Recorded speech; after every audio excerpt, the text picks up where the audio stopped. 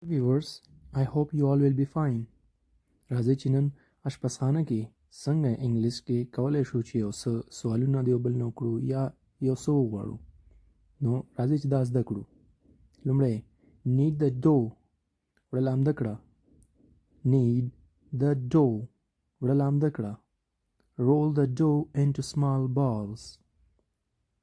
زوالې جوړې کړه یا لامده شوي وړه چې کله مونږه وړه وړه بالونه ترې جوړو نو roll the dough into small balls. turn up the heat اور تیز کړه.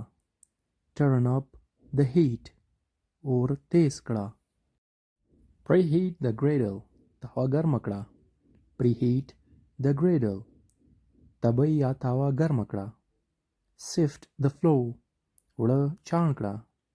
sift the flour وړه چاڼ کړه. pour little oil کم غوړي واچوه.